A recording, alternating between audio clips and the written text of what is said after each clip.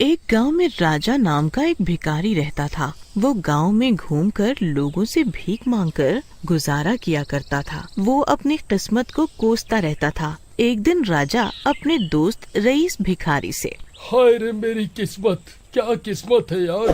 दूसरे लोगों को देखो क्या मजे कर रहे हैं और मैं यहाँ सबसे भीख मांगता रहता हूँ। अरे क्या राजा भाई, जब देखो किस्मत को कोसते रहते हो। ठीक ठाक तो कट रही है, अपनी खाने को 2 वक्त की रोटी और पहनने को कपड़ा मिल जाता है, और क्या चाहिए। अबे रईस, एक तो तेरी गंदी शक्ल और बात भी वैसी ही करता है। क्या कट रही है ये सड़ेले कपड़े जो दूसरों के हैं, रोटी वो भी बासी। हाय रे मेरी किस्मत, दोस्त भी मिले तो नास मिटे झंडू टाइप, वो भी मेरी किस्मत की तरह। अरे यार, तेरे से तो बात करना ही बेकार है, बड़ा ही घोड़ू टाइप है तू तो यार। अबे तो जाना, वैसे भी तेरे जैसे झंडू दोस्त ना ही हो तो ठीक है, किस्मत पे पनौती लगा कर बैठे हैं। वैसे भी मैं अब नए दोस्त बनाऊंगा, वो भी अमीर, बिल्कुल फिल्मी आमिर खान, फारूक खान और सलमान खान टाइप।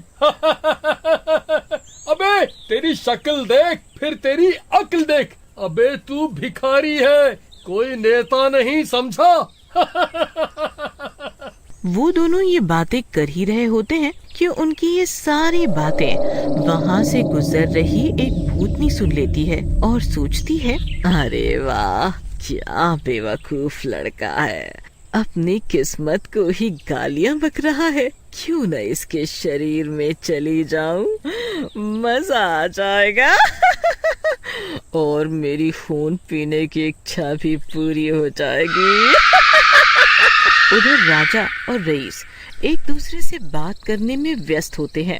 एक बार बस किस्मत चल जाए बस अपनी। चल भाई, मैं तो चला, तू देख शेख चिल्ली के सपने। ऐसा कह के रईस वहाँ से चला जाता है। उधर राजा, हंसो हंसो, एक बार मैं अमीर हो जाऊं फिर देखना। राजा ऐसा सोच ही रहा होता है कि तभी भूतनी उसके सामने आ जाती है। कौन हो तुम और मुझे कैसे जानती हो? अरे राजा जी, लेकिन तुम चाहो तो मैं तुम्हें अमीर भी बना सकती हूँ। लेकिन तुम्हें मेरी कुछ बातें माननी पड़ेगी और जैसा मैं कहूँ वैसा तुम्हें करना पड़ेगा, नहीं तो मैं तुम्हें मार डालूंगी।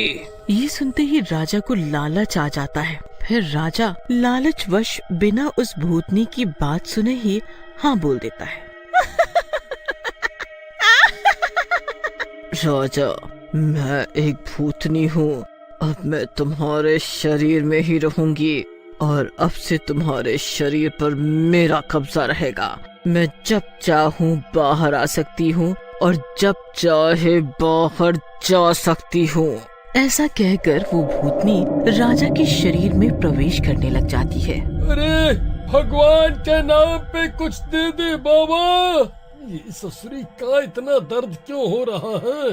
क्या अमीर बनने में इतना दर्द होता है? थोड़ी देर में भूतनी राजा के शरीर में पूरा प्रवेश कर जाती है।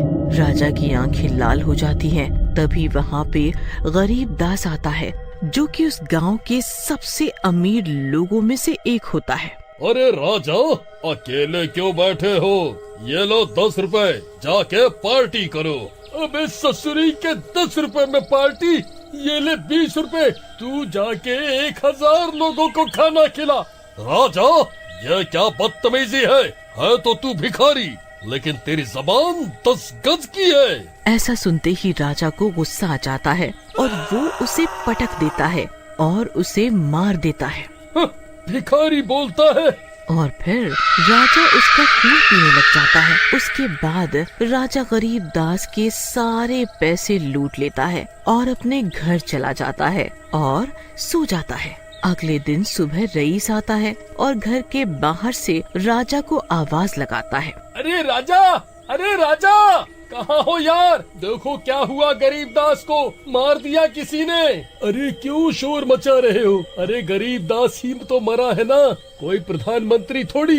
मरने दो ससुरे को, अरे राजा, तुम्हें तो कोई दुख नहीं हुआ, इंसानियत मर गई है लगता है। ओ भाई, इंसानियत के देवता, चला जा यहाँ से, नहीं तो तेरी गर्दन मरोड़ दूंगा। ऐसा कहकर राजा रईस को वहाँ से भगा देता है और उसी रात वहीं से एक और अमीर आदमी फकीर चंद वहाँ से गुजर रहा होता है।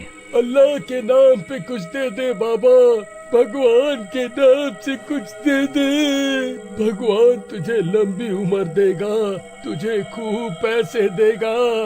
हट भिखारी, जहाँ भी अमीर आदमी देखो गले पड़ने लगते हो। चल हट, बदबूदार कहीं का। गले पड़ने? अब तेरे गले ही तो पड़ने आया हूँ। ऐसा कहकर राजा फकीर चंद की गर्दन तोड़ देता है और उसका खून पीने लगता है और फिर फकीर चंद के सारे पैसे निकाल लेता है। उसके बाद राजा आए दिन शहर के किसी न किसी अमीर व्यक्ति को मार देता और खून पीने के बाद उसका सारा पैसा लूट लेता। धीरे धीरे राजा इन लूटे हुए पैसों से काफी अमीर बन गया, जिसकी वजह से उसके दोस्त थी उसके बारे में तरह तरह की बातें करने लगे। अरे रईस, तो हार दोस्त राजा तो लागत है काफी अमीर हो गया है, खूब ठाट से राहत है आजकल, कुछ तो गड़बड़ लागत है हमका। इतना जल्दी तो वो अंबनिया भी अमीर नहीं हुआ। तो फिर क्या हुआ अगर वो अमीर हो गया? तेरी क्यों जल रही है? वो मेरा दोस्त, मेरा भाई है, समझा?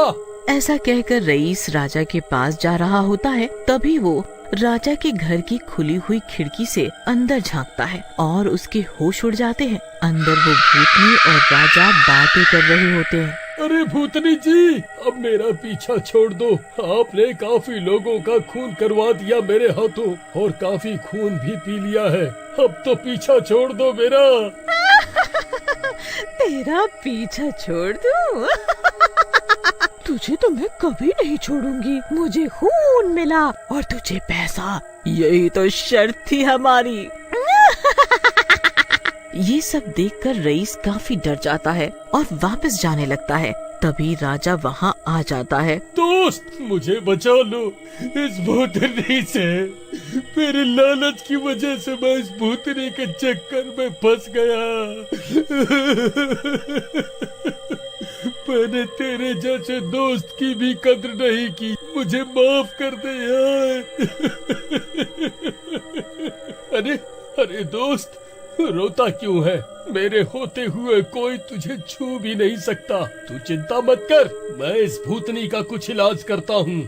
ऐसा कहकर रईस वहाँ से चला जाता है। वो सोचते हुए जा ही रहा होता है कि तभी उसे वहाँ कुछ फकीर दिखते हैं। वो उन फकीरों के पास जाता है और उन्हें पूरी बात बताता है। अरे बेटा, डरने की जरूरत नहीं, ऐसी कई रूहों और भूतनियों से हम निपट चुके हैं, तू डर मत, हम तेरे साथ चलते हैं। ऐसा कहकर वो सारे राजा के घर की तरफ जाने लगते हैं। उसी समय राजा भी वहीं आ जाता है। उस पर भूतनी का साया चढ़ चुका होता है और वो गुस्से में बोलता है, तो रईस, बहुत दोस्ती निभा रहा है तू। इन फकीरों को लाया है अपने दोस्त को बचाने। अब तो इस दोस्ती के चक्कर में तू भी मरेगा। चुप, तुझे जो करना है कर। ऐसा सुनते ही राजा रईस पर हमला कर देता है और उसे जोर से धक्का दे देता है, जिससे रईस वहीं बेहोश हो जाता है। दोस्ती निभाएगा, ले निभा। बस शैतान बस, अब रुक जा, बहुत देर से तेरी शैतानी देख रहा हूँ, बस अब नहीं। तू रोकेगा मुझे? अब तो मैं पहले तेरा ही खून पीऊंगा। ऐसा कहकर राजा फकीर की ओर आगे बढ़ता है, लेकिन फकीर उसी समय अपने ऊपर एक ताबीज डाल देता है। ताबीज के राजा के ऊपर गिरते ही राजा दर्द से तड़पने लगता है और वो भूतनी उसके शरीर से बाहर आ जाती है।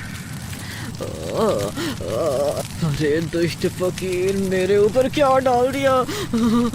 मुझे इतना दर्द क्यों हो रहा है? हाय मैं मर गई, हाय मैं मर गई। थोड़ी ही देर में वो भूतनी पूरी तरह जल जाती है और उधर रईस को भी होश आ जाता है।